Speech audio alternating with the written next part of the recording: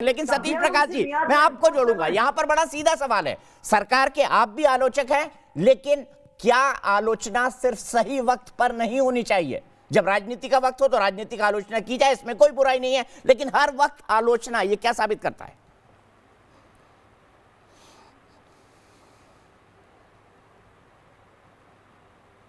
नहीं, देखो दीपक जी, पॉलिटिकल अगर राजनीतिक रूप से आप राजनीतिक चर्चाओं में देखेंगे तो वहां आलोचना भी होंगी और सवाल भी होंगे, लेकिन यहां मुद्दा एक तरफ सरकार है, एक तरफ सेना है। दो चीजें हैं। देखो, कोई भी पॉलिटिकल जो पार्टी है उसको 5 साल का मौका मिलता है। भारतीय लोकतांत्रिक व्यवस्था की यही खासियत है।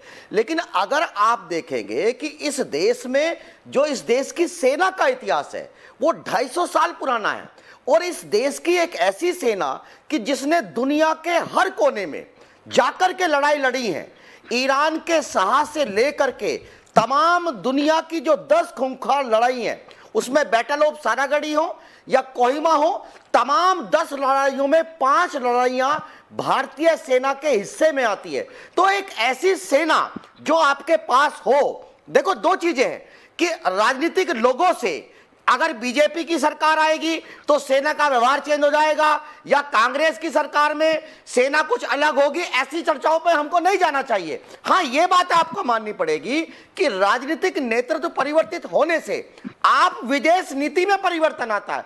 ये बात मैं इसलिए कहता हूं कि देखिए, अगर आपको 1962 में आप देखेंगे तो वहां वो सेना की हार नहीं है, वो कहीं ना कहीं पॉलिटिकल डिसीजन की कमी है। आप 1999 में अगर आप कारगिल की बात करेंगे, या आप जो गलवान की जो घाटी है जहां ये हालात है, इन हालात में आप सेना को दोषी नहीं दे सकते। कहीं ना कहीं पॉलिटिकल डिसीजन की कमी है। और दीपक जी, मैं बड़ा दुख क्या गलत पॉलिटिकल डिसीजन लिया गलवान में? साल के Satish Prakash ji, very precise, 20 second, क्या गलत डिसीजन लिया मोदी सरकार ने गलवान में? दो टूक सवाल। नहीं, सुनिए, देखिए, नहीं देखिए, नहीं, मैं दो चीजें, सुनिए, गलती कहां से होती है। हमारे यहां देश का दुर्भाग्य है कि जैसे ही लीडर प्रधानमंत्री बनते हैं वो हमेशा शांति दूत बन करके इस देश में कहीं ना कहीं शांति का नोबेल प्राइज प्राप्त करना चाहते हैं। यही गलती नेहरू जी ने करी, यही गलती अटल जी ने करी, और लगभग यही गलती कहीं ना कहीं मोदी जी भी कर रहे हैं।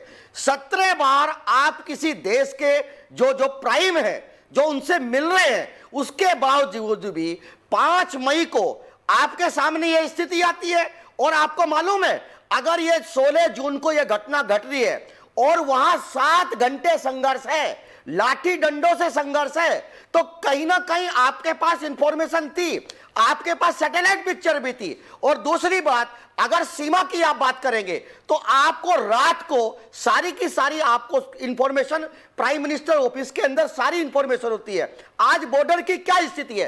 एक बात मैं जरूर कहूंगा आपके प्रोग्राम के माध्यम से सरकार को, मैं सरकार के ऊपर सवाल नहीं उठाऊंगा, लेकिन मेरे को आज भी चाइना की नीयत के ऊपर कहीं ना कहीं शक है। चाइना आपका ध्यान भटकाना चाहता है। प्रोफेसर साहब, वो पूरे देश को है, जिस तरह प्रधानमंत्री भी उनकी नीयत के बारे में साफ बोल चुके हैं, के साथ वो उसको घेरा है। अब चाइना जो है वहां से ध्यान भटकाना चाहता है। नहीं, देखिए, मैं एक बात जरूर कहूंगा, कहीं ना कहीं चाइना के जाल में नहीं फंसना चाहिए। चाइना बहुत चालाक है, अब वो यहां से टारगेट चेंज करेगा।